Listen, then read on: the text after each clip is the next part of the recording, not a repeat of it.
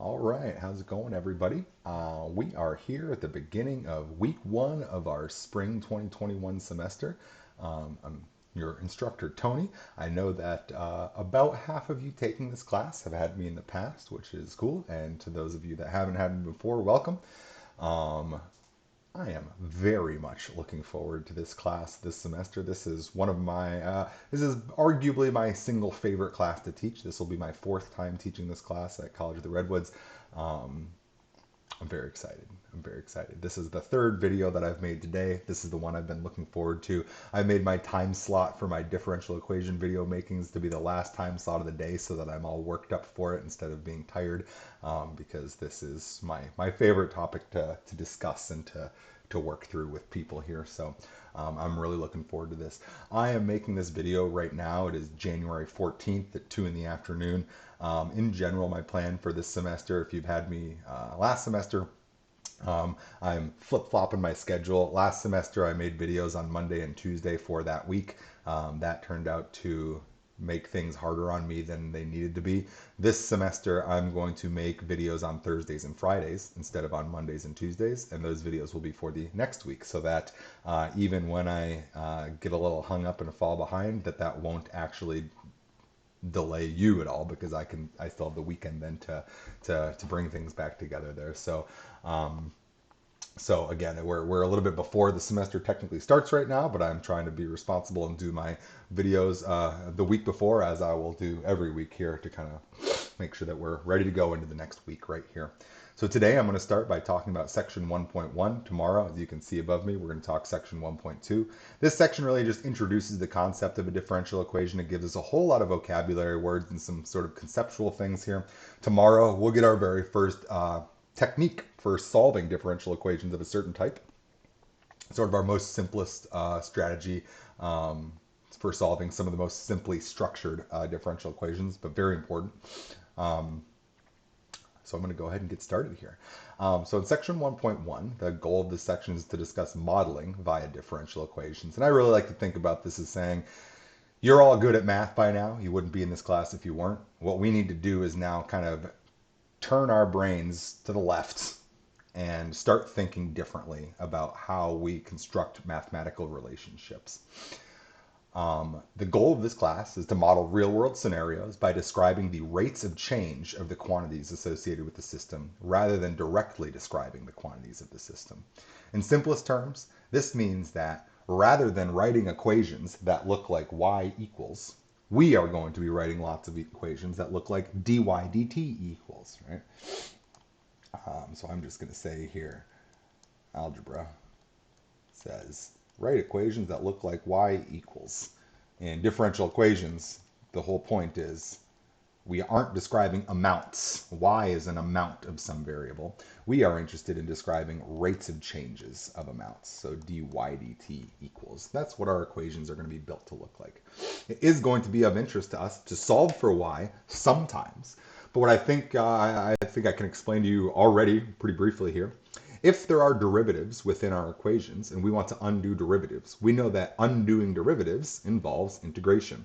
One of the major lessons you should have learned in Calc 2 is that integration is hard.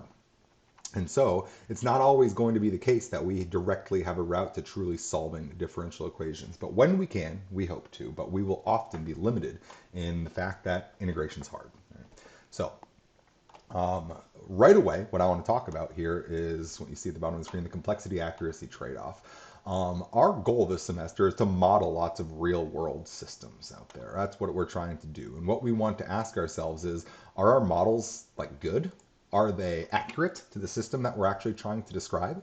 And so let's kind of talk about the models that we're going to build and the trade-off that's going to be associated with every model.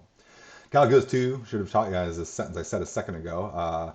Calculus 2 should have taught you a very important lesson. Integration is either hard or impossible. Those are the two types of integrals that exist, right? Being able to build an integral is very different than being able to actually perform the integration.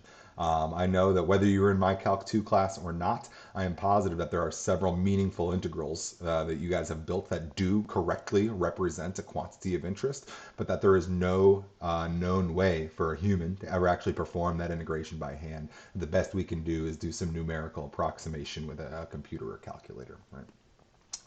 This lesson will not go away this semester. One of our biggest roadblocks to every piece of knowledge this semester will be saying like, dang, I wish integration wasn't so hard. I guess we're going to have to do something else. And that's going to happen over and over and over. Integration's hard, and that will limit us since undoing derivatives is done with integration, right? So consequently, it's very important for us to realize that the models that we're going to build this semester are going to have varying degrees of accuracy relative to the system they're trying to describe, because if we try and build overly complicated models that might be very good descriptors of systems, we might lose our ability to mathematically analyze those systems. So I guess I say I'm getting a little ahead of myself here. If we make our mathematical models very simple, we will be able to handle all the math associated with the model, but that model might be a bad descriptor of the physical system. It might be an oversimplification of what's happening. It might be a model that's only good over a certain domain rather than over a much broader domain of interest, something like that. Conversely, if we make our models extremely accurate to the associated physical system that we're trying to describe, then what's probably going to happen is that the model themselves will get complicated enough that we no longer are able to do the math associated with analyzing the model. So there's always going to be this trade-off here that says we can make our models more and more and more representative of the scenario they're trying to describe, but every step of that is usually taking away our ability to actually perform the analysis. On the other hand, we could make very simplified models that only give us the broad strokes, not very complicated. In those cases, we probably have a large ability to perform analysis, but it might not be as meaningful because our model was a bit of an oversimplification. So this complexity accuracy trade-off is going to be something that we're going to talk about all the time this semester, because we want to make our models as accurate as we can while still being able to analyze them. And so there's kind of be this like sweet spot that we want to eventually hit. Don't be too simple, but don't be too complicated. And it's difficult to identify sometimes where that sweet spot's going to be. And that'll just come with some experience this semester. So a lot of times what we do, and when I say what we do, a lot of times what mathematicians do is start with the simplest model that you can possibly come up with to describe the scenario, then ask yourself, is my analysis representative of what I'm truly seeing in the real world? If so, then that looks like a good model. If not, update the model to help it reflect the differences that we previously saw. And we do that sort of step by step. Alter the model, perform the analysis. Update the model, perform more analysis, until we get to a point where we're either happy with the model that we built or where we see that we can't perform analysis any further because the model got too complicated. One of the other things that's really important here is that I kind of put this little like this is me looking forward to some of the interesting topics here in chapter 1. There's going to be situations where we are going to, in a sense, lose the ability to do any form of numerical or analytical analysis, but where we still will be able to do some sort of broad stroke categorical analysis this semester. And we're going to take that because we want to get all the information that we can, whether we are able to do some math or not. So what you're going to see this semester that's a little bit different than in previous math classes that you've taken is that in most scenarios this semester, we actually straight up can't solve the equation. I mean, you've been solving equations for what, 20 years of math classes by now? And this semester, we're going to run into situations where we just straight up can't, but we want to know everything about the situation anyway, despite the fact that we might not be able to come up with an equation that directly represents the behavior of the system. Right?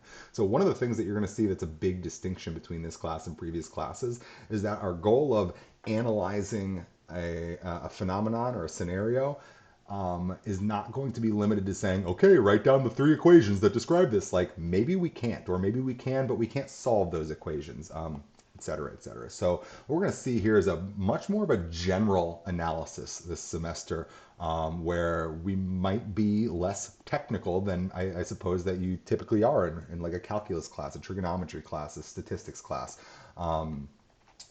And we'll see that as we come to it here. We'll see a little bit of this at the end of the day today. Our last example today, we'll be looking at a differential equation that we cannot yet solve, but that we still want to be able to analyze. So Let's kind of get into this with our first example of a differential equation here. This is my typical first example, as I say in my first paragraph here. As some of you know, I get pretty worked up about how awesome this class is, and so occasionally, because I usually can't stop talking about it during a semester, I'm lucky enough that I trick some Calculus 1 students and some college algebra students even into having discussions with me about what this class is all about. This is the example that I share with people that have that sort of lesser prerequisite knowledge than you guys have that are prepared for this class here. And that's talking about population growth, and specifically here I'm saying of a non-native species. So this is sort of me saying, what are you doing here, Word? So this is me sort of saying, imagine that some non-native species of spider is brought over on a shipping container and is then released into the wild by accident. It has no native predators, so it is allowed to grow without bound, right? How would we describe this population growth, right? Now, when I say to these unwitting algebra students that don't know that they shouldn't have asked me these questions, if I say to them, hey, well, you tell me, how do we describe how populations grow over time? A very responsible and high-performing student would give me the very mediocre answer by quoting me this formula that I am certain that all of you are familiar with, right? Saying, hey, I know how populations grow, right? And I know that maybe you've seen other letterings in here, P, E to the RT, whatever you want to use. But the point is exponential growth, right? This is what we think of for populations, right? So why do I say this is a very mediocre answer? Well, my problem with this basically comes down to the fact that this is a really hard equation to explain to people. I mean, first things first, we've got 5 different quantities being represented, y, a, e, k, t. It's not at a glance at all obvious that a and e and k are constants, but t and y are the variables. It's not at all obvious that e is some super duper special number. And again, I'd also like to suggest, like, if I said to you right now, hey, explain to me what the number e is. Can you do that? And no offense, but I'm guessing that the answer is kind of no.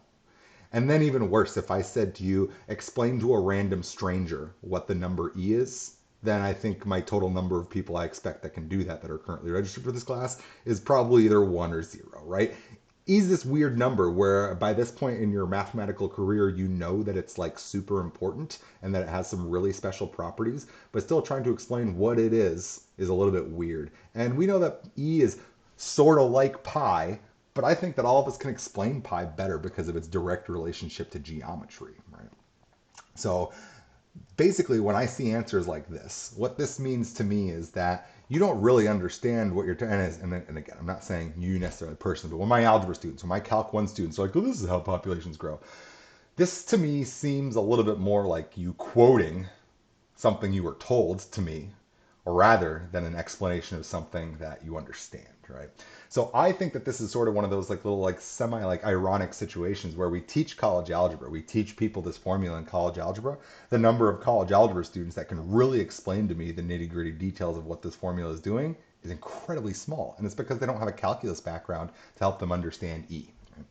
So here's what I'm proposing. I'm proposing that although this is a correct answer, it's also a bad answer because this, to me, represents quoting somebody else's knowledge rather than understanding your own knowledge. So here's what I think we should do. I think we should change perspectives. I think it's difficult for people to understand what a population is.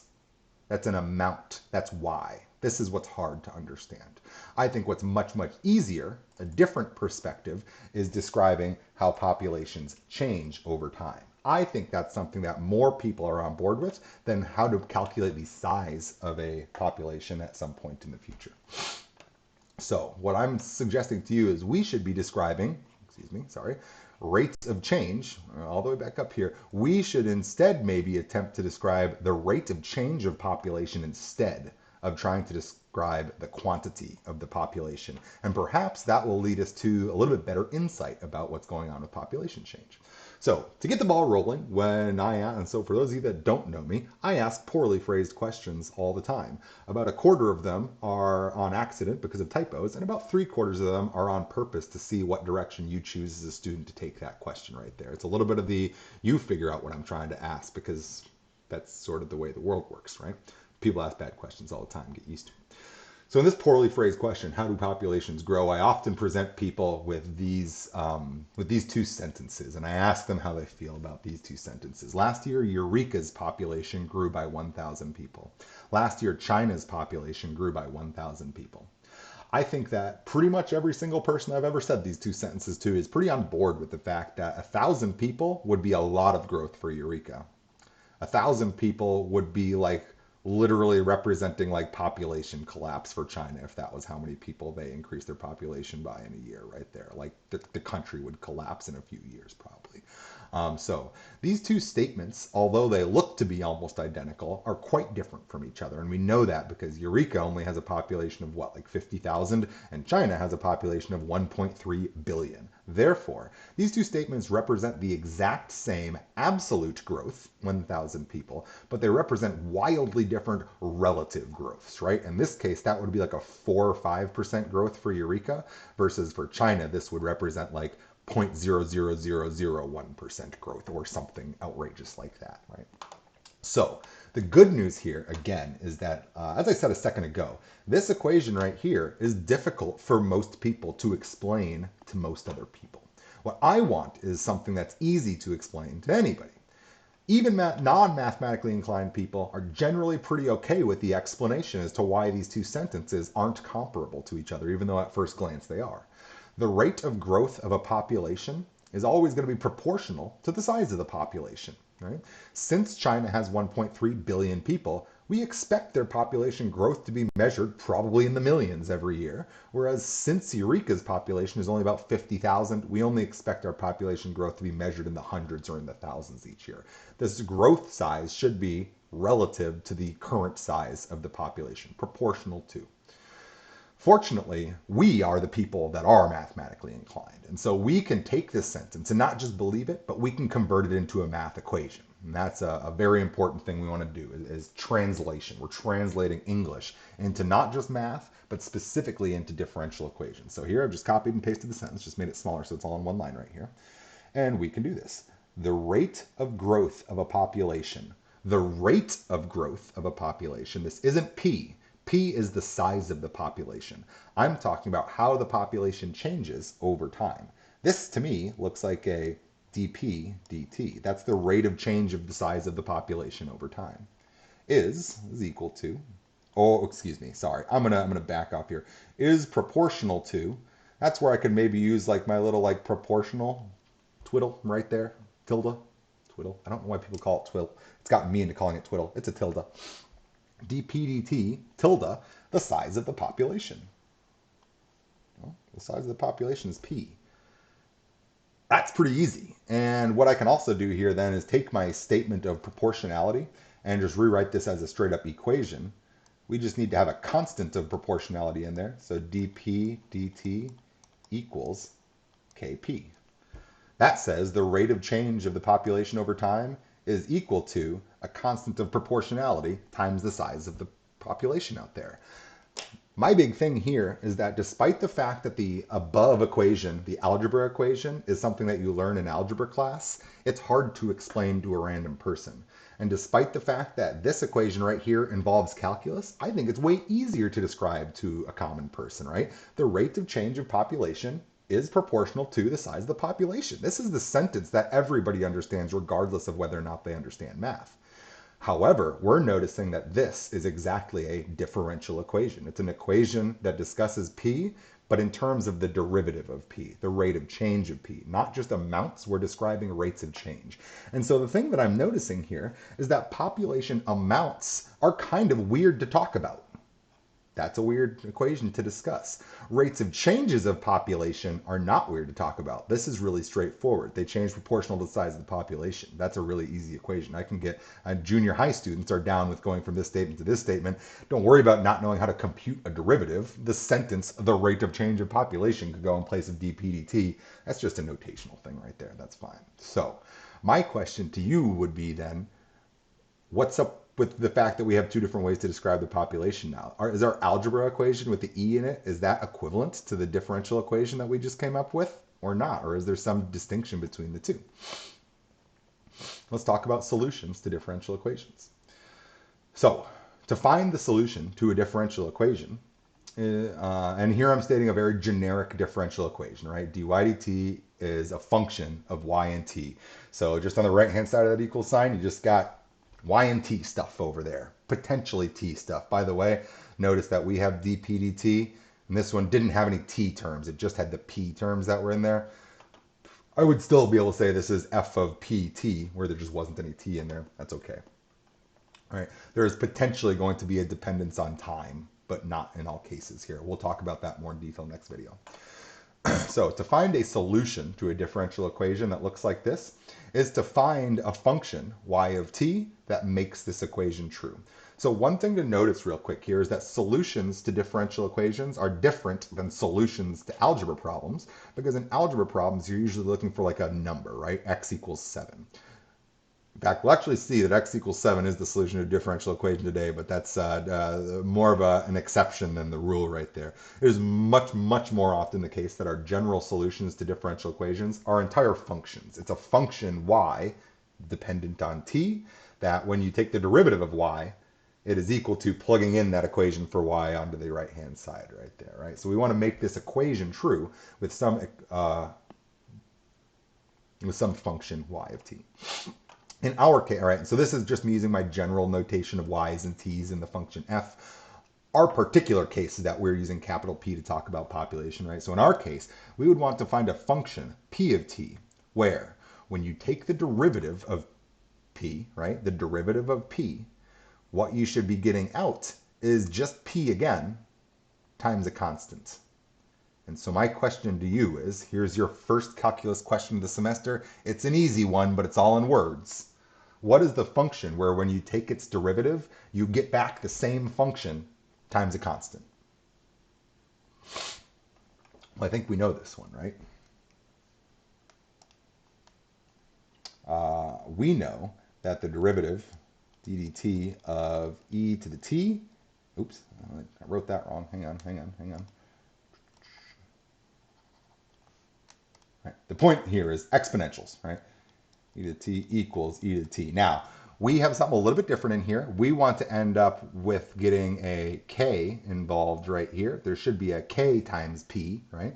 So it seems like we actually are going to want to have dt of e to the kt equals k e to the kt. This now looks to me like that being p and this being, therefore, kp. And that's literally exactly the differential equation that we wrote a second ago, right? The derivative of p equals k times p. The derivative of p equals k times p. This is almost disappointing because we literally just looked at it and just guessed. All right. Now, I do want to say one other real quick thing here. So the other thing that we kind of generally know is that p, when we're taking a derivative, derivatives are unaffected by constant multiples. So I think we can make one last little step here to say ddt of a e to the kt equals k a e to the a or kt. And now I think that this is sort of our most robust guessed solution right here. I just know that I could slip in that constant of a without anything getting disrupted right here. So it looks like by inspection, which is sort of disappointing, p of t equals a e to the kt is a solution to the differential equation.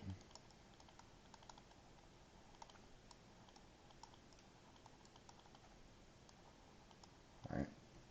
And that's excellent because this is literally the algebra equation that we started with up there, right? This is our y equals a e to the kt. So the really cool thing here is we're seeing that our differential equation that we built, that's easy, and this is the highlight of why this class is awesome. This makes sense to most people. This doesn't make sense to most people, but this is what everybody would quote me if I wanted to talk to them about population amounts.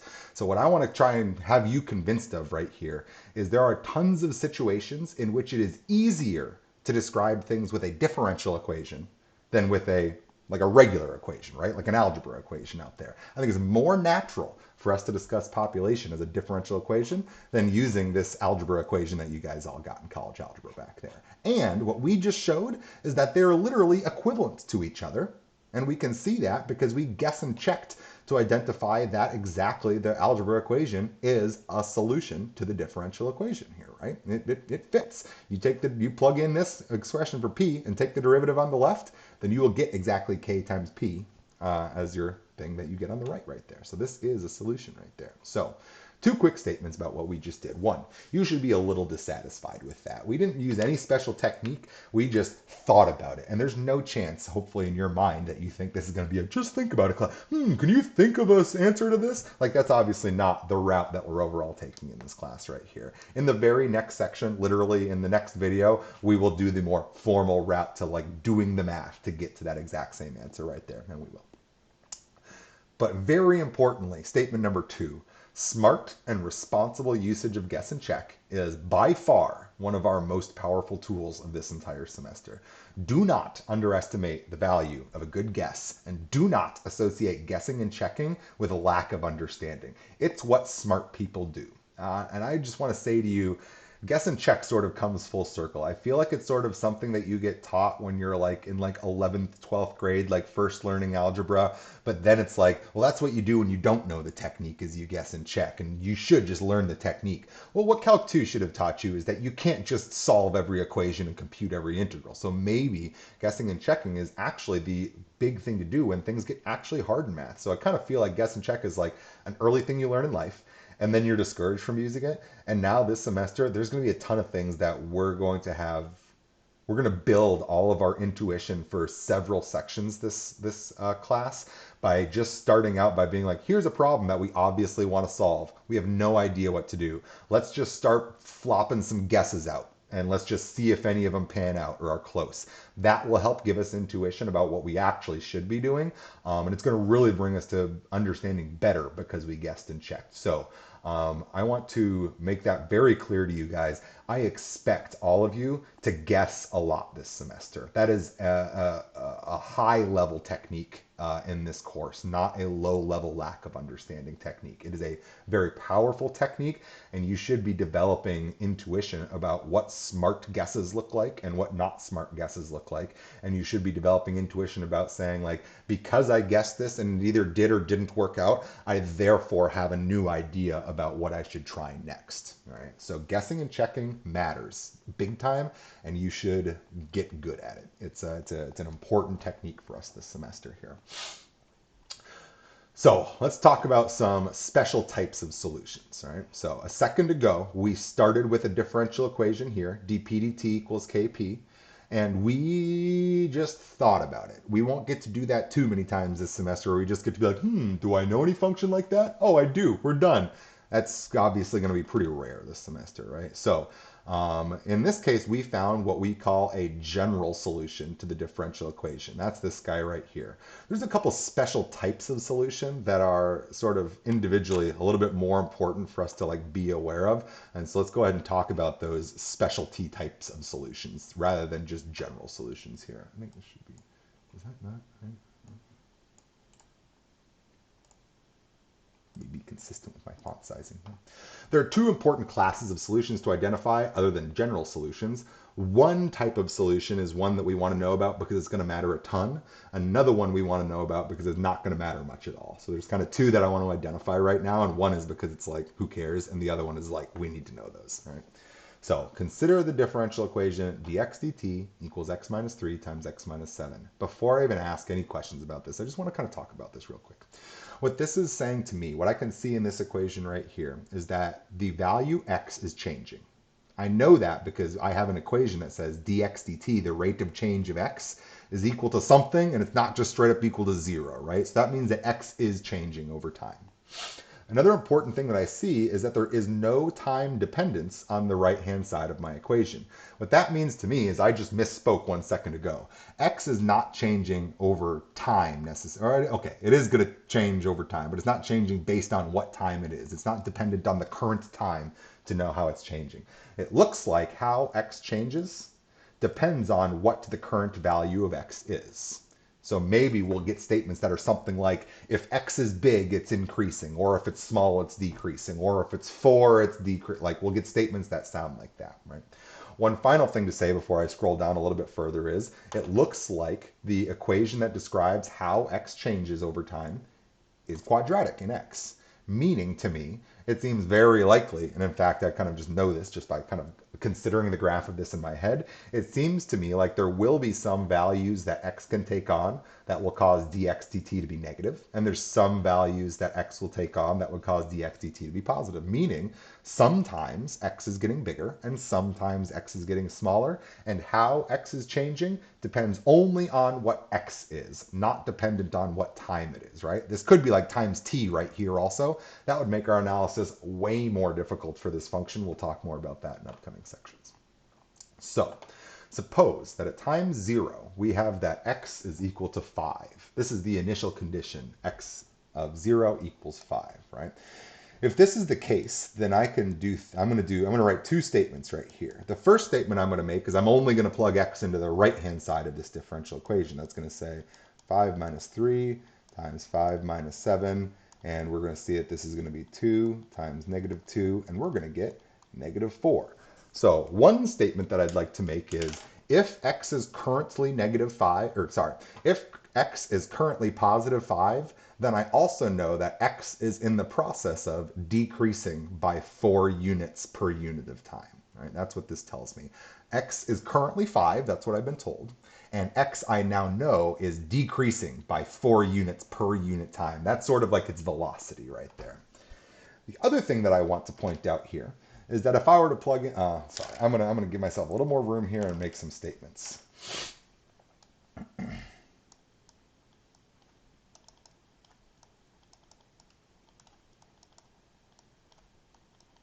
And x is decreasing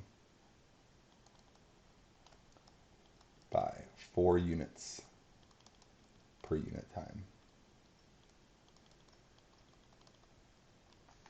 The other thing that I want to do here is I want to actually say to you that I actually only plugged in 2 out of the 3x locations right here, right?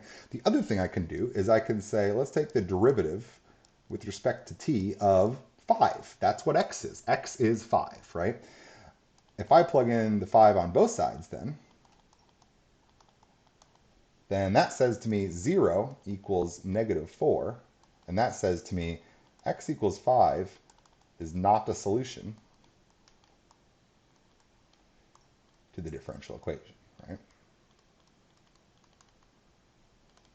X equals 5 as like a line does not represent like a graphical solution to this differential equation. I do know that if x takes on the value of 5, I know that it will be decreasing, but it as a standalone equation does not represent a solution, because when you plug in x equals 5, we did not get equality with our differential equation. Right? Let's play that same game again now. All right, now consider x equals 7 and x equals 9. What can we say about the value of x over time? So let me rewrite our differential equation here. Right? Remember that we're working with dx dt equals x minus 3 times x minus 7. That's our differential equation. So let's do this 2 more times now with a couple more values. So let's see here. So when x is equal to 7, what are we gonna see here? Well, if I just go ahead and plug in 7 into the right-hand side, but I'm going to get 7 minus 3 times 7 minus 7. And that's 0. And this is special. And here's the reason why this is special. I know that all of you, if you're in here, you've obviously taken Calc 1. And if you've taken Calc 1, then you know that when the derivative is equal to 0 is a special situation. And here's why this is special in a differential equation. If x takes on the value of 7 ever, then how much is x changing by? It's not. So what this says to me is, if x ever becomes 7, then x will be 7 forever. Notice that that's different than this situation where x was equal to 5. When x was 5, x was actively changing. It had a non-zero rate of change. But importantly here, since x's value is since the change in x is always based on what x is, if x ever gets to be 7, its rate of change will always be 0. Since its rate of change is always 0, it's always going to be 7. And those, I could just keep on saying those two statements back and forth. Since it's 7, the rate of change is 0. And since it's 0, it's always going to be, since the rate of change is 0, the value is always going to be 7. The other thing that I think is important to note right here is that now, so let me say this right here. When x equals 7, the value of x won't change.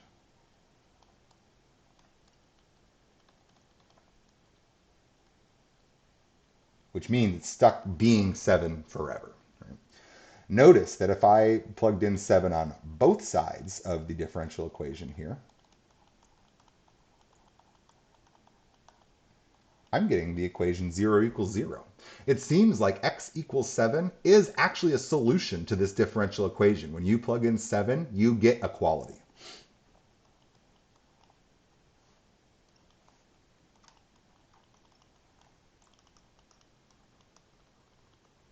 Right? We got equality when we plugged in 7 on both sides. I didn't just find its rate of change. Its rate of change was 0, and the derivative of that expression was also 0 right there. So that's something that's a little bit special right there, it seems to me. Let's real quick do 9 as well here. When x is equal to 9, same two things. dx dt equals 9 minus 3 times 9 minus 7. That's going to be 6 times 2. That's 12. And so this says to me, when x equals 9, it is increasing by 12 units per unit time. So it seems like when x is large and positive, it's also going to have a large positive rate of change. That's going to encourage it to get even more large and positive, right? Now, is x equals 9 a solution? It doesn't look like it, right? dt times 9 equals 9 minus 3 times 9 minus 7. We're getting 0 equals 12, so x equals 9 is not a solution. But just because it's not a solution doesn't mean I don't care about what's happening when x equals 9. I know how x is changing when x is 9. It's changing by 12 units per unit time. So here what we saw was that x equals 7 was actually a solution to the differential equation. But by the way, it's not the only solution. Let's see. I guess we can do this one tomorrow. I'll do this as one of our examples in the next video right here. We'll actually get the solution to this next section. Very importantly, when x was equal to 7, we had that the derivative of x was equal to 0, right? On the right-hand side, the quadratic went to 0. That is, if the value of x ever gets to 7, it will never again change. It'll remain at x equals 7 for all time because its rate of change would be 0. That means that we are going to call this an equilibrium solution. It sort of is at rest, right? We saw that x might have been increasing, it might have been decreasing. We saw that when x was 9, x was increasing. We saw that when x was 5, x was decreasing. But we saw that when x was 7, it was remaining at 7, right? It's sort of at rest, right? So we refer to these as equilibrium solutions. An equilibrium solution is a solution that occurs when your derivative is equal to 0. When you set your derivative of your differential equation equal to 0 and solve, those are all going to give you your equilibrium solutions. It's the solutions at which there is no change happening. It's when everything is staying still. The change is 0. The derivative is 0. These will play a huge role in guiding our analysis this semester. There's going to be plenty of situations in which we are unable to find a general solution, but where we are able to find some equilibrium solutions, and we will be able to interpret what must be happening everywhere other than the equilibrium solutions based on what those equilibrium solutions are. We'll see that as our very last example here today.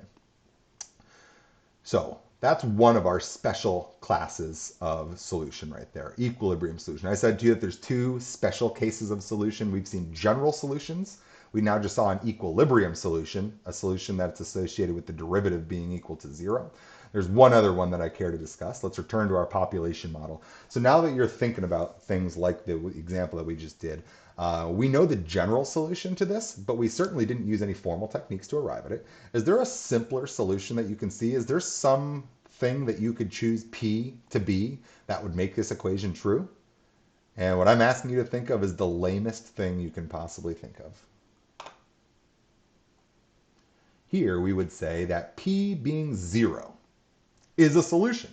the derivative of 0 is 0, and k times 0 is always going to be 0. So technically, p equals 0 is a solution, but it's such a lame solution that we say it's the trivial solution. It's the solution that doesn't matter. And I don't want to say it doesn't matter, but it's called the trivial solution for a reason. I mean, the word trivial means like unimportant, right?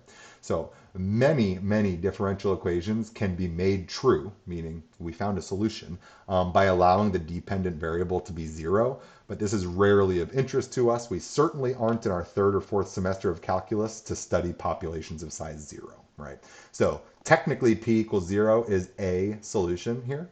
But we refer to it as the trivial solution because I'm not trying to study populations of size 0, right? And that's often the case. So you should identify these. There's just tons of differential equations that have like, p equals 0, y equals 0 makes it the whole thing true because everything just goes to 0. Those usually aren't interesting locations, but there are definitely several theorems associated with differential equations that are dependent on there being a known solution or dependent on the trivial solution existing or blah, blah, blah, where it might be sort of like a requirement for a theorem or something like that. So it's not like these don't matter, but these are hopefully pretty obvious to you that these are less interesting than other types of solutions that are out there. So these don't not matter, but don't matter much.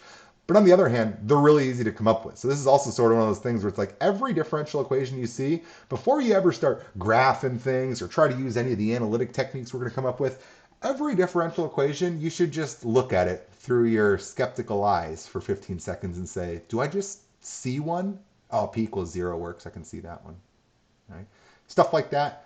That sort of goes in the same bag as guess and check is valuable. Like stop and stare at it is a real technique that we want to like employ as educated people this semester. And so give yourself 15 seconds on every differential equation of the whole semester and look at it and say, do I see any easy ones? Does this look like something I've already seen? Can I classify this thing into different categories? Well, we'll talk about classifications right now. So hopefully you're not going to be terribly surprised to learn that there's lots of different categorizations of different kinds of differential equations. On the one hand, it's going to feel like we're going to look at lots of different types of differential equations, different categories of differential equations this semester. On the other hand, we're covering what is in reality a small fraction of all the ones that are out there meaningfully desired to be studied. So let's again return to our first population model here, dp/dt equals kp. We would say that this is a first order, ordinary, linear differential equation. It's got a lot of modifiers, and in fact, there's even some others I could give that just aren't important to bring up right now, but lots of descriptors of this differential equation, right? Let's kind of talk through these. One, this is a first order differential equation, meaning only one derivative has been taken. We will also spend a very good chunk of the semester looking at second order differential equations, right? So one of our very important equations that we're going to get this semester, or in fact, I was gonna write down one, but I'm gonna write down a different one. For all the physicists in the room, get excited. Force equals mass times acceleration. Well, how do we know is a different way to write acceleration? It's the second derivative of position. So this is really going to end up being written as mass times the second derivative of position right there. That right there, there's a second order differential equation. Force equals mass times accelerate, Newton's second law of motion right there. Right? Yeah, I'm pretty sure that's what that is. More generally, what we will see in a few weeks is expanding this to look something more like, and now using some prime notation. What am I? Yeah. This will be the standard form of lots of our second order non-forced differential equations. Don't worry about forcing yet. We'll talk about that in chapter 4. But the point is here we've got a second derivative of x, a first derivative of x, and then a zeroth derivative of x here. And we'll talk about those kind of at length this semester. That's a second order differential equation because there are up to a second derivative can be found in there. The other word that we would use to describe our population model here is it is an ordinary differential equation. When we use the word ordinary, what we mean is it's only dealing with derivatives, not partial derivatives. If you want to study partial derivatives, then I hope you're a badass because partial differential equations is a lot harder than this class right here. But there are things, and I'll just tell you something. You can go Google if you want to look at some brief ones here. the heat equation, or the wave equation. And these deal with things that seem like these derivatives here, but where we're taking derivatives either with respect to time or with respect to position. So there being more than one independent variable means that our derivatives that we're taking are going to be specific to one of those variables. So we have to take a derivative only with respect to one of them or only with respect to the other. When we bring in these partial differential equations, this class is hard enough. PDEs, partial differential equations, not to be scary, but that is a club you over the head class right there. There's the day one of that class is hard, and it doesn't get softer right there. So look forward to that one in grad school. It's super interesting, but it's a mountain of work for slightly less results. This class is going to be little bits of work for mountains of results. It's highly satisfying for the amount of work that we'll put in here. We say that this is a linear differential equation here because this equation is linear in P. Notice that if P was squared, it would be quadratic in P, and we'd no longer classify it as linear. Section 1.7 of our textbook is going to give us a general strategy for solving linear differential equations. So this will be something solvable both by the strategy that we'll get in our next video in section 1.2, because this is what we'll call separable. This is also linear, and so it would also be acceptable to use the technique that we'll get in section 1.7, which will deal with all of our linear first order ordinary differential equations. So kind of specific, but also like the most common class and the most simple types of differential equations fall under these same three headings right here pretty typically. One other distinction I should make before we walk away is that this is there's not a word for this, I guess. This is a single differential equation as compared to a system of differential equations. So chapter 2 is going to be all about, Chapter 2 and Chapter 3 are all going to be about systems of differential equations. And what you should just be thinking about is, since we're talking about population models right now, well, that's just one population. What we know is that most populations, pretty much everything other than humans, the size of your population depends on the size of other related populations. And so later we'll see things like, how does a rabbit population change over time? Well, it's probably dependent on the number of rabbits and the number of foxes in the area. And therefore, how do foxes change over time? That should also be dependent on the number of rabbits and the number of foxes in the area out there. So we'll use some sort of like competing populations when we go to introduce systems of differential equations out there. But a big thing that we'll discuss, in fact, maybe our single largest like overarching topic this semester is actually systems of differential equations rather than just standalone differential equations. And what is maybe kind of surprising right now is that these are going to be very closely tied to what we're going to study about with our second order single differential equations, which is not obvious why those are going to be closely related yet. But in any event, we're going to spend 2 chapters on these things right here as well. So that'll come up as well once we've got our solid base of our individual differential equations here. So other breakdowns that we can discuss. Let me scroll back up real quick. Back when we were all the way back here, we said that this P of t equation, ae to the kt, we describe this as a general solution to the differential equation. It is a function that's always going to be true in general with all of our parameters still held over here. We would like to distinguish now between general solutions and particular solutions. Back to the population model again. We're going to come back to it even one more time after this. We began with the differential equation dp dt equals kp. We thought about it, kind of lame, but kind of necessary, and determined the solution to be p of t equals ae to the kt. What we should notice here is that k was a parameter that was associated with the original equation right there. But a was not, right? A was sort of an introduced parameter right there that wasn't necessarily associated with the original k that was needed right there. So the point is, there's an infinite number of values that a and k could take on, and this would remain true. So I would classify this as a 2-parameter family of general solutions to the differential equation, because there are 2 parameters, a and k, that you are free to vary without it affecting the ability of this to be a solution to the original differential equation, right? What we would like to know is, can we identify particular solutions rather than more generic solutions? Well, what we need to know is we need more information to identify which of the particular solutions we're interested in. We sort of just identified that there's not just infinite solutions. There would be infinite solutions if there was only one parameter. We have 2 parameters. So there's really like two-dimensional parameter space size of infinity solutions that are available to us here because of this one general solution, right? A and K could both be literally any number. So if we are given an initial condition, then we can pin down from a general solution to a particular solution here. So let's just do an example with our population model here. And by the way, this is literally a college algebra problem right here. I'm just trying to kind of tie this all back together with our vocab words. Suppose that in 1790, the US population was 3.9 million.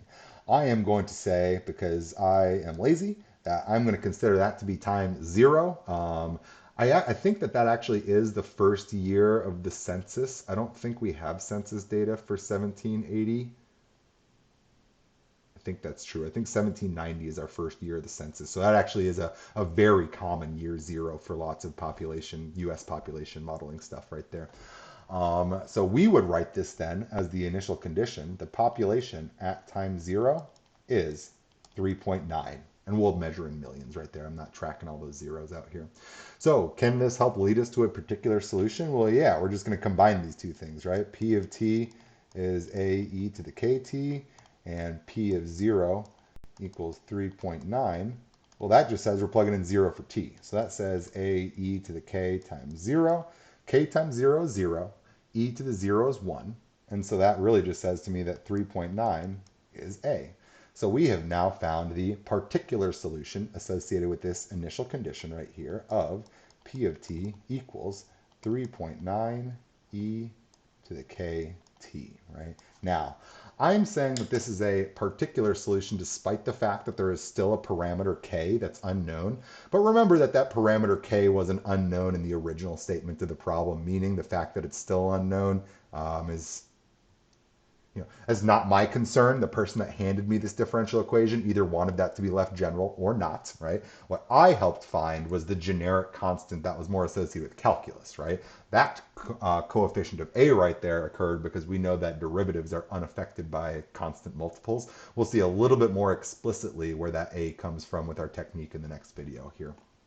However, what you can imagine to yourself is that since there are two parameters that are unknown with two additional pieces of information, we could potentially find both of those parameters. So I am cool calling this a particular solution because we did identify the introduced parameter. That k existed from the beginning anyway, right there. So that was the fact that it's still unknown is okay. But technically, if we had more information, we could also find k here, right? Now we could say, suppose the population in 1800 was 5.3 million. And that says to me, this should be then t equals 10 because it's 10 years after 1790, what I called year 0. And so it looks to me then I could say something like p of 10 equals 5.3. And now I can use that in conjunction with p of t equals 3.9 e to the kt. And what are we going to get here? We're going to get 5.3 equals 3.9 e to the k times 10. I'm going to divide both sides by 3.9. 5.3 over 3.9 equals e to the 10k. I'm going to take the natural log of both sides.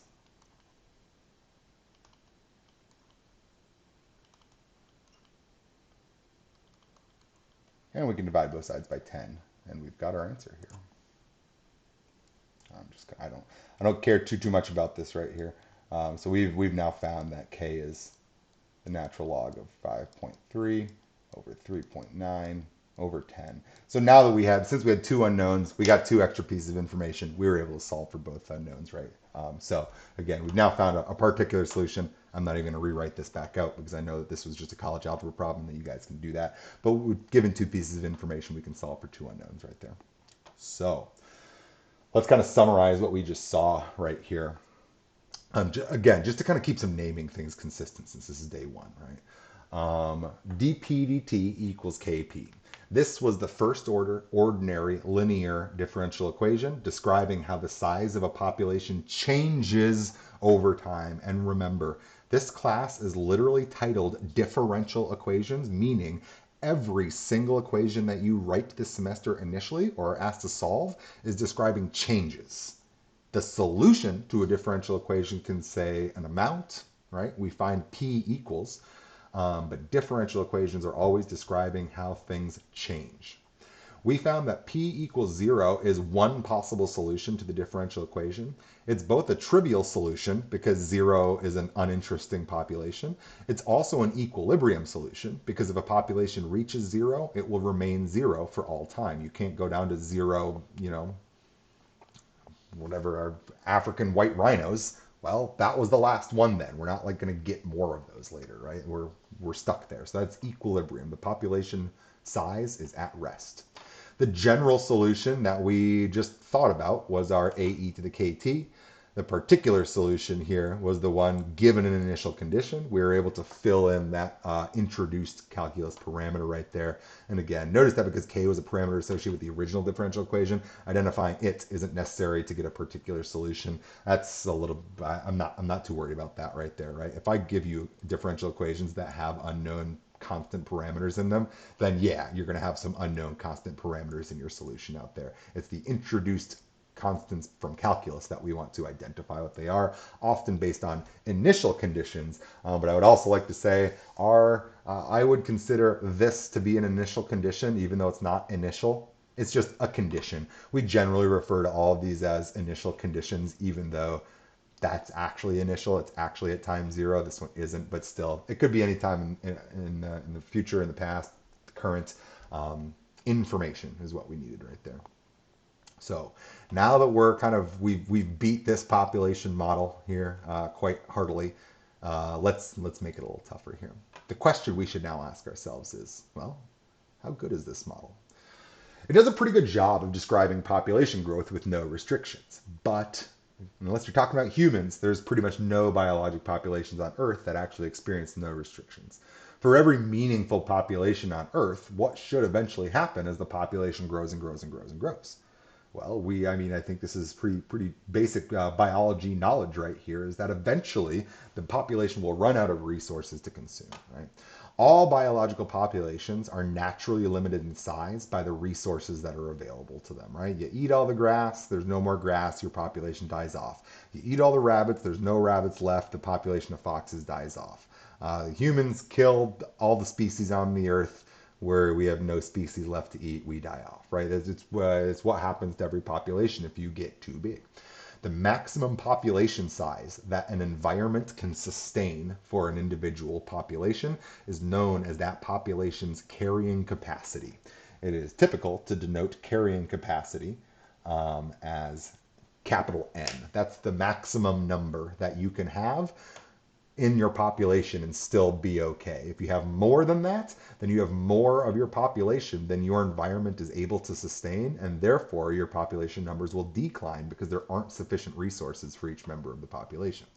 So the question is, our current model has no acknowledgement of a carrying capacity.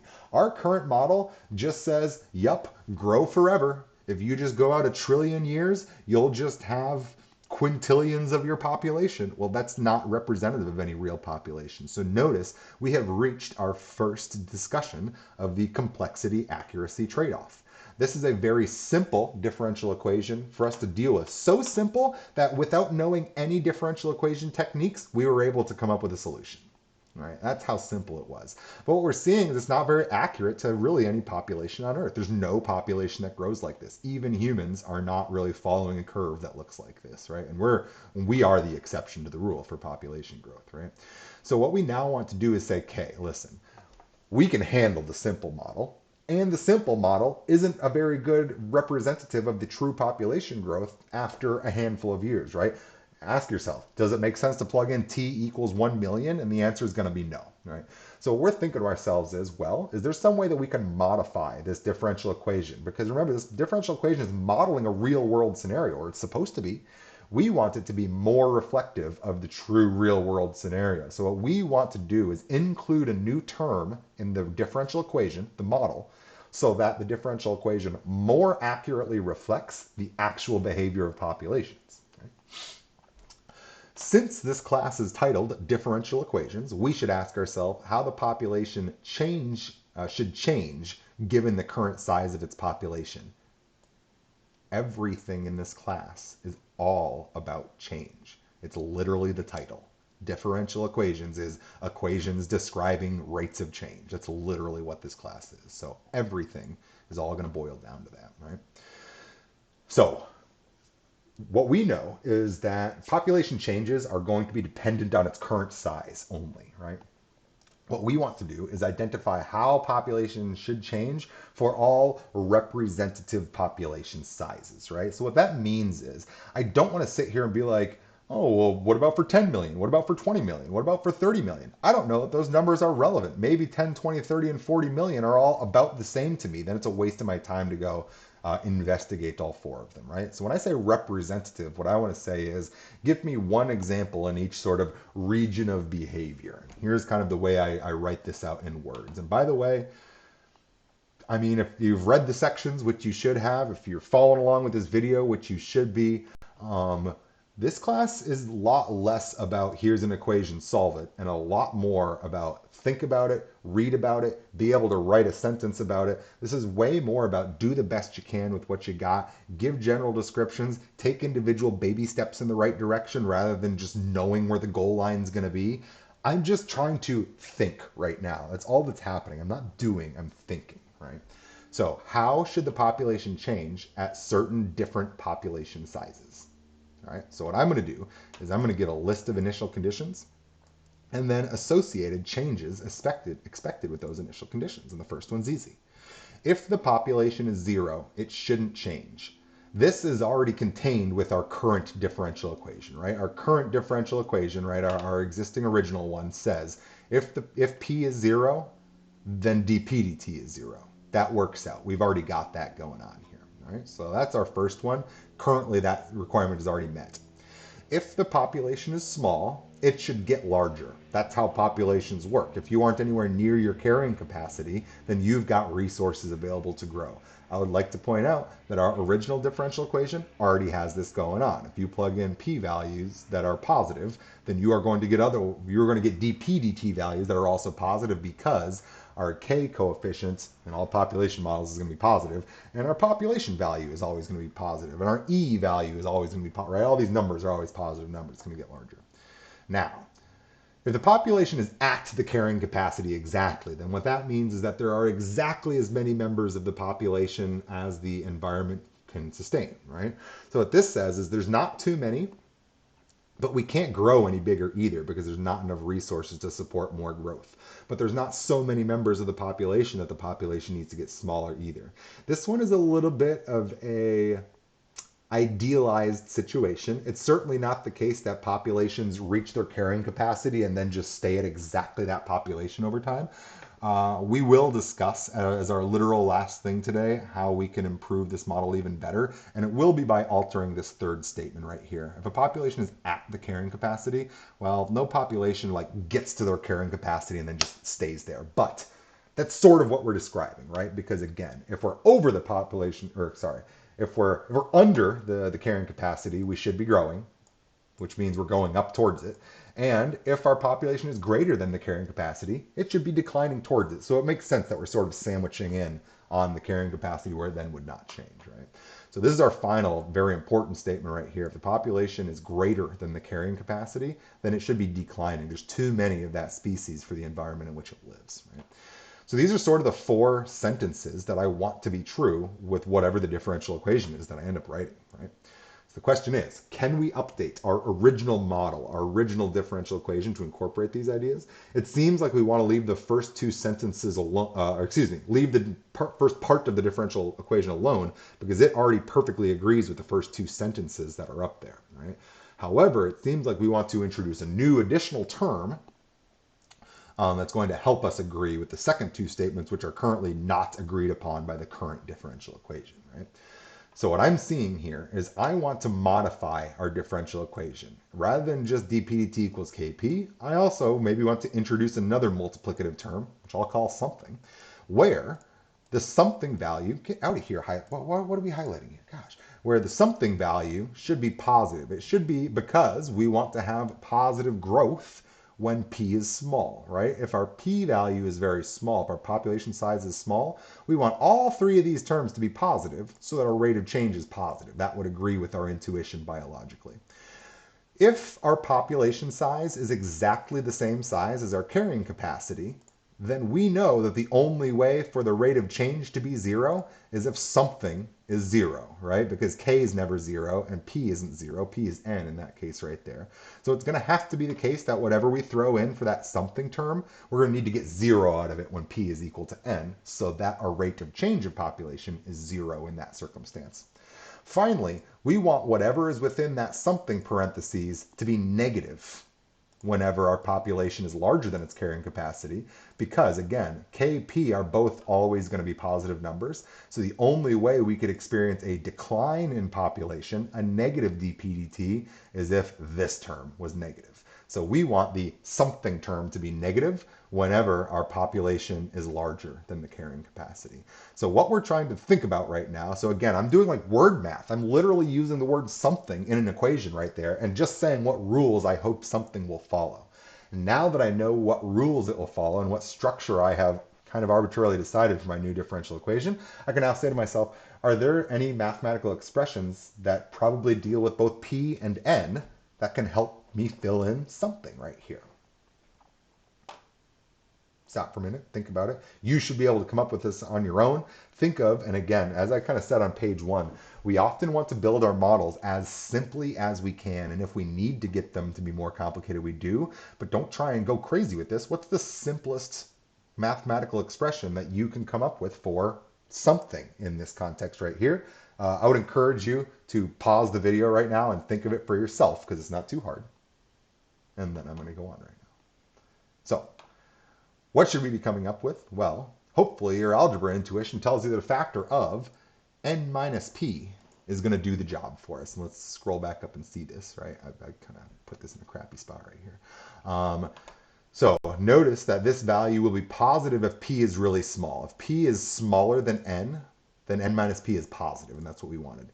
We notice that this expression will be exactly 0 if n and p are the same. And we notice that this expression will be a negative number if p is bigger than n, because we're subtracting off more than we've got, right? So this expression right here met the 3 criteria that we had, so I think it's good. The only thing that typically is done in this context right here is just a little bit of factoring is all. I'm not really meaningfully modifying this. I'm just going to do some factoring here. It's typically the case that people will factor out the n from this expression right here, so that n minus p becomes 1 minus p over n. And we allow that additional n factor to be incorporated into k. So our new k in this expression right here is actually k times capital N relative to our old model. Right? So that's just a little bit of a massaging that we do to make this look a little bit nicer right here. So the cool thing that just happened here is we just updated this model so that now we think that this is actually a better representation of how populations grow. It has the fact that if p is equal to 0, dp/dt is 0. It has the fact that if p is equal to n, then we get 1 minus 1, which is 0, in which case our population isn't growing, which is important. You should notice that if our population is larger than our carrying capacity, then this fraction is bigger than 1. 1 minus a number bigger than 1 is negative. So if our population is bigger than our carrying capacity, we now have a negative rate of change. And you should notice that if p is smaller than n, then the overall parenthesis expression is positive, meaning we'll still be growing if our population hasn't reached its carrying capacity yet. So this is a really cool way that we can just build parts that make sense to us, right? Notice that this is still a first order differential equation because it's still just a single derivative. It's still ordinary, and we're going to talk about first and second order. We're going to talk about linear and nonlinear. We will never talk about anything other than ordinary differential equations in this class. Partial differential equations is the flip side to that, and that's its whole other animal, and that's some colleges have a 400 level class for PDEs. It's usually not till grad school. That's a pro level class right there for sure. Now, importantly, notice that this is no longer a linear equation, right? If we were to multiply this stuff out, this is now quadratic in p. We have a p expression times another p expression right here. So this is no longer linear. So, and I know I'm getting like ahead of myself. Section 1.7, we're going to get a general technique for all linear differential equations. It won't be applying to this model, but it will be applying to our more simple model up there. You should now also notice that our ability to just guess a solution for this thing is basically non-existent, right? I can't just look at this and be like, all right, do you know a function for p that'll make this true? It's like I have no idea. Like this is much tougher by now, certainly.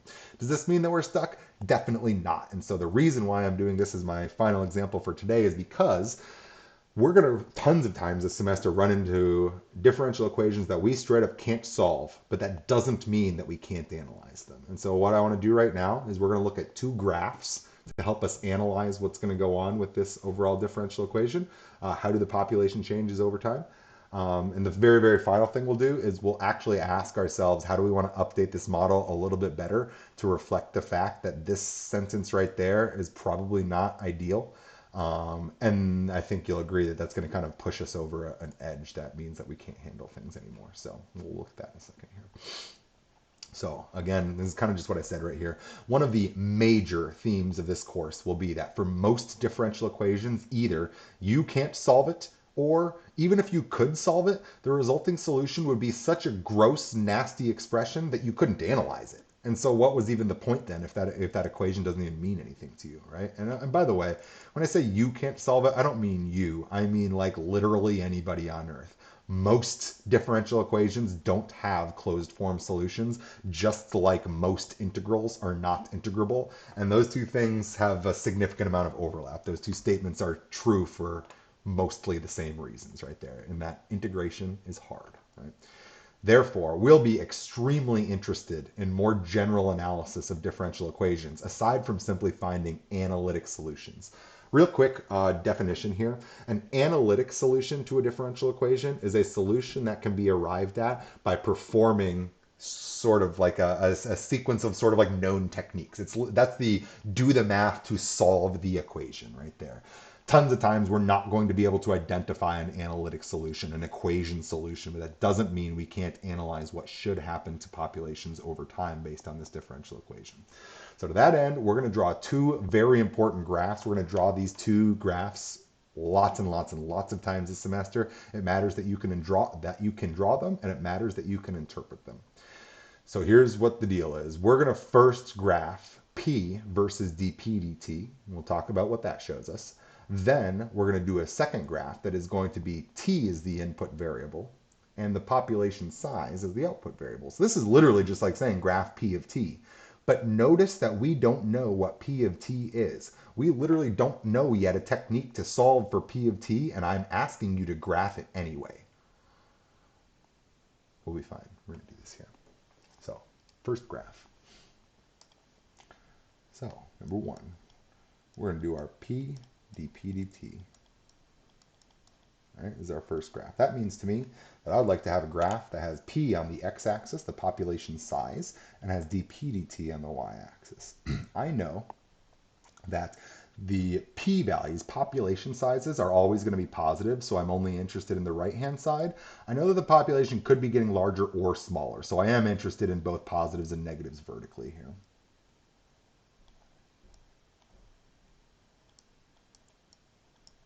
And I'd like to point out to you that this is very much like me saying, oh, by the way, I need our differential equation. In fact, here's what I should do. All right, come in. Hang on. Okay, cool.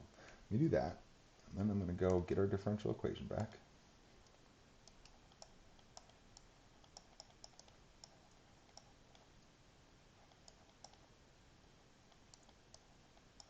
All right, P over N, right? Not P. Yeah, P over N. Okay. So there's our differential equation that we're discussing graphing here, right? And so what I'm thinking to myself is you should just notice that this is the really easy graph right here. I am thinking of this in terms of this being like x and y, in which case this is really just like y equals kx times 1 minus x over n. And you should notice that this has roots at x equals 0. As a quadratic, right? It has roots at x equals 0 and at x equals n. If x is n, then this is 1 minus 1 is 0, right? So we're here then at n. And I can tell that this is going to be an opening down parabola because we would be getting a negative x squared right here. Boom, done. There's my graph of P versus dP dt. So here's what this graph is showing me about this differential equation. What this is helping me to see is the sign that is associated with dP dt given a certain population size. This graph exactly holds all the sentences that we wrote up above. 1, I am going to completely ignore this left leg over here because I don't care about discussing negative populations. First point of interest, 0, 0.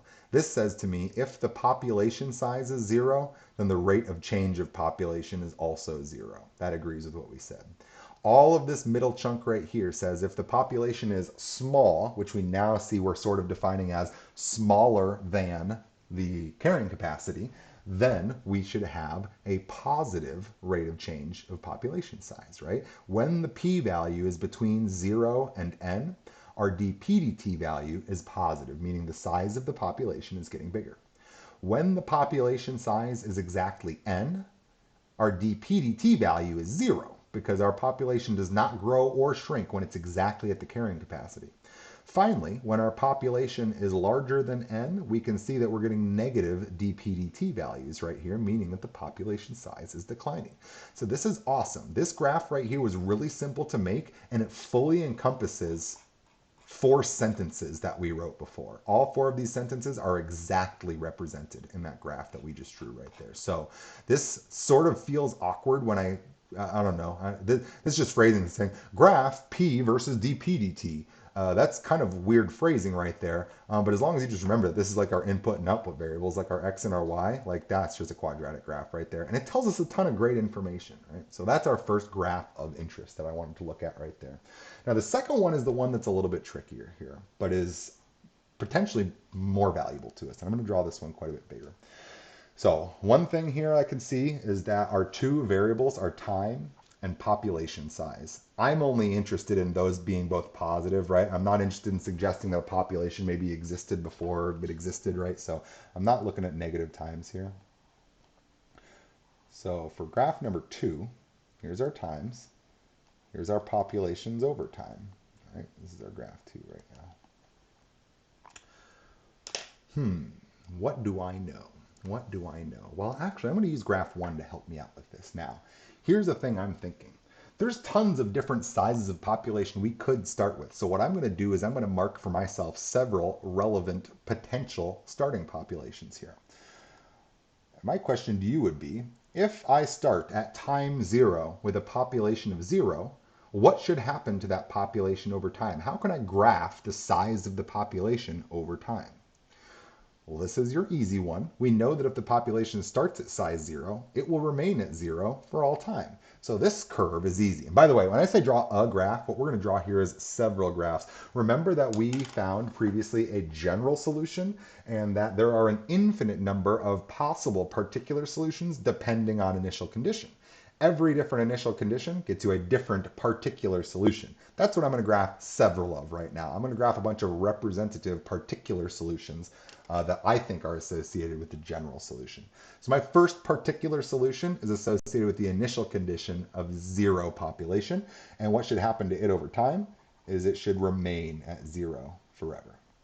Right? So that's technically like a curve I just drew. When I say curve, I mean line, but like I just graphed a solution to this thing right there. That's a solution. Another thing that I know is that another population that's like literally I don't know anything about any populations here except there's one special population I know of, is that there's got to be a carrying capacity that's special here.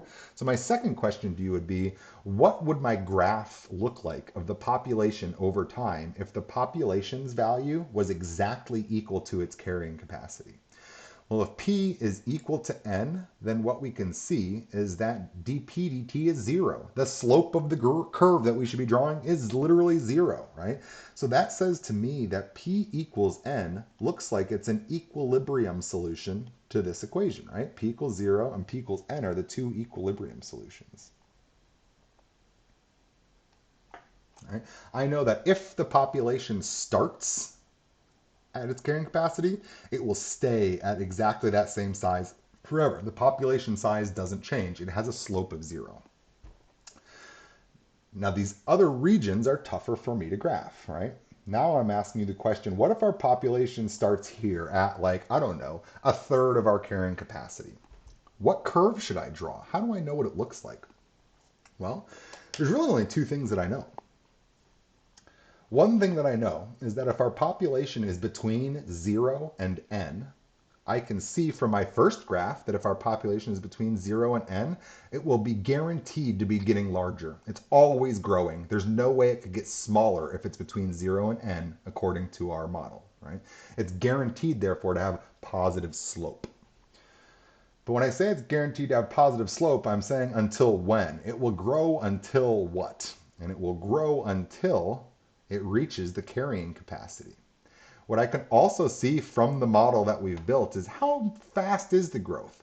Well, I can see it, for example, n over 2 is the fastest growth. It has the largest value for dPdt.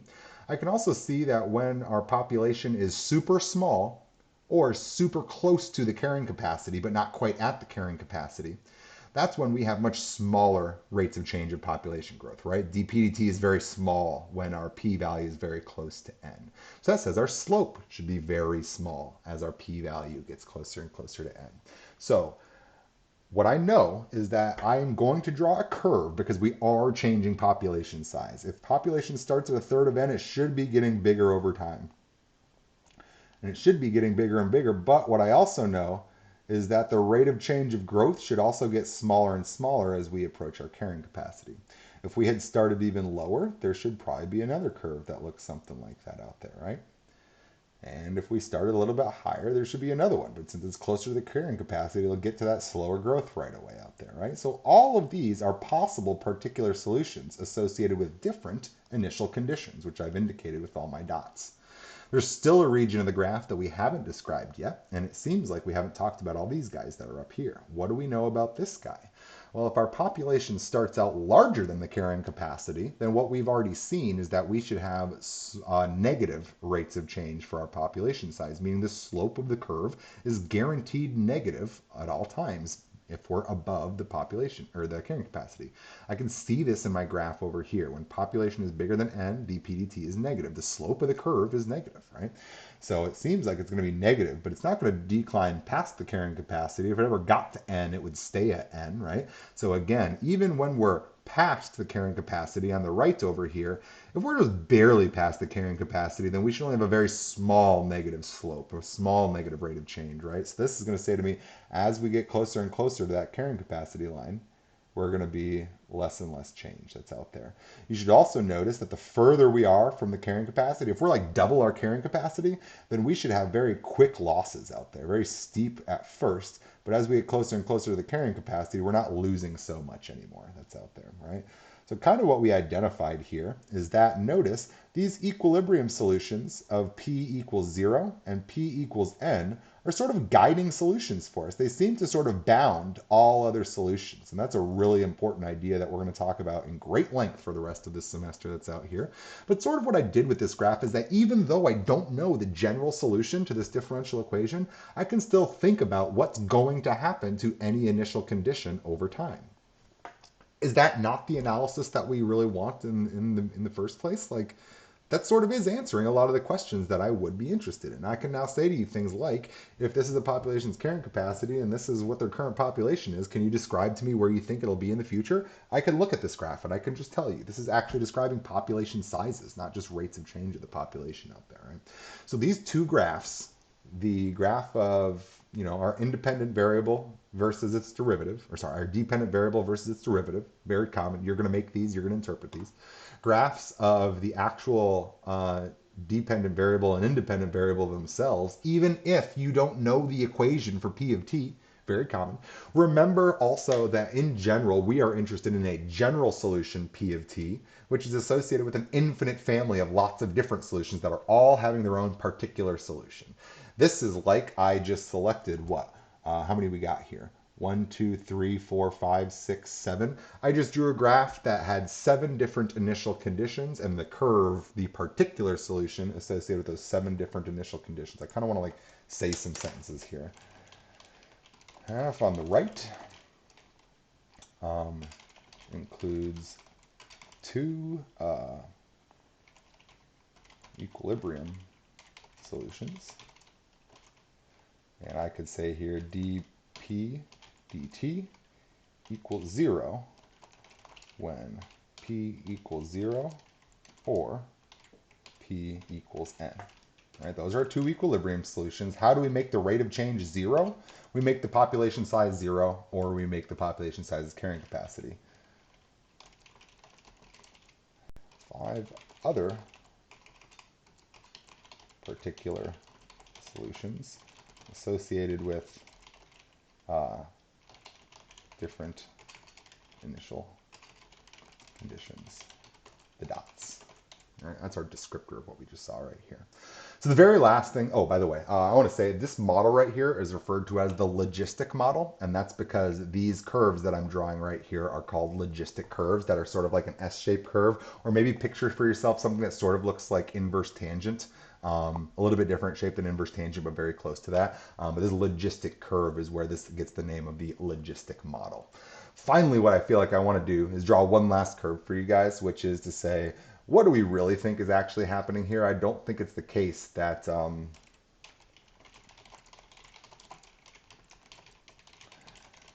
my keyboard a little bit more here.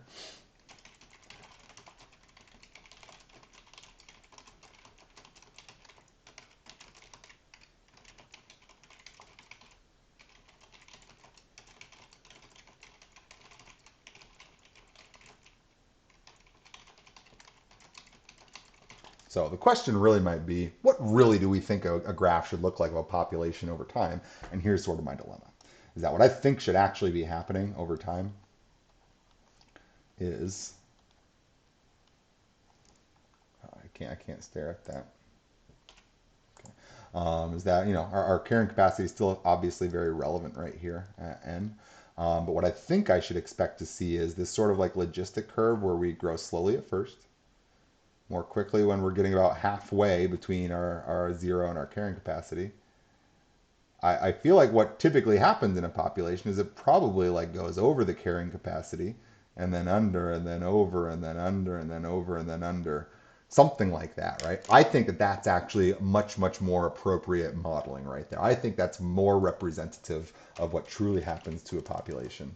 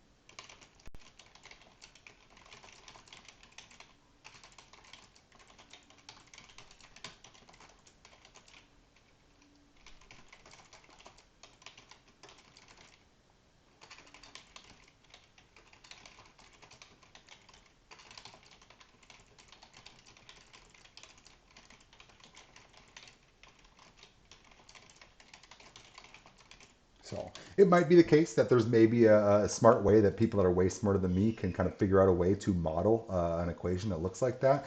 I can't think of an equation that's going to not have trigonometric behavior for a while. It's going to have exponential growth, then exponential decay, which then turns into trigonometric after a while when there was no trig in there before. And then here there's no exponential when there was exponential before. I don't know that I'm ever going to be able to come up with a differential equation that's going to result in solutions that look like this curve, right? So this is where we talk about the complexity versus ability to analyze trade-off right here. I think this is more correct, but I also don't think I would ever be able to do any math associated with this model because this seems like now we're talking about very complicated sort of trajectories in the plane right here. And so this is where I might say that this is maybe about as complex as I want to get. I'm going to tell you right now, we are going to add another layer onto this. So I want to ask you, what do you think is still kind of baloney about this model? there's still some values of P that are not necessarily representative of what really happens in a true population, aside from the whole fact that we should probably do a little bit more wobbling near our carrying capacity. I'm not even talking about that. So we'll talk about that one later, but I do want you to just sort of like, as your parting thought right now, think to yourself, what other updates do you want to make to this model to make it actually a little bit more reflective of truly how biological populations work in such a way that this model is currently not necessarily a great reflector of actual population changes? And again, don't get hung up on the carrying capacity thing either. I think there's a different issue with this model right here. So think about it, because we are going to bring that one up later. So a little bit long for my first video here today, but also kind of introducing some of these things. I got to just use more words. That's going to be the case in some of these earlier videos here. We'll be doing a lot more doing later. This is a lot more concept stuff now and training ourselves to think in a way that we haven't thought before. So I got a little wordy there, but that's just going to happen in this first week here. So what we're doing in our next video is, as you can see above me, we're doing section 1.2, separation of variables. That's going to be our first and simplest technique for solving a certain category of differential equations. So we'll get a bit more of a doing section tomorrow, actually doing some math rather than sort of thinking and getting our vocab and all that other kind of stuff that's out there. I do want to point out that we are going to cover 8 sections of chapter 1, because we're going to skip over 1 for right now. But only 2 of those are actually techniques for analytically solving a differential equation. So what you're going to find in this class is, this is much like in Calc 2, it was like every single day it was like a new technique to do a new thing. There are not that many techniques in differential equations that are known that work, or at least ones that don't require like graduate degrees to understand, right? So we aren't getting tons of different techniques this semester. We are trying to do lots more general analysis that isn't analytical, but is perhaps graphical, categorical, descriptive in a verbal sense right there. And that's a big, meaningful chunk of this class that's right here. So again, think about other ways that you want to improve this model other than screwing around with carrying capacity stuff. We'll get our first analytic technique in our next video, and that'll be nice. You're going to get to do some nice calculus, and you will all laugh when you see that literally every single integration technique from Calc 2 is going to come up all at once. It actually mattered that you learned all that stuff last semester. So I will see you guys for our second video. Have a good one.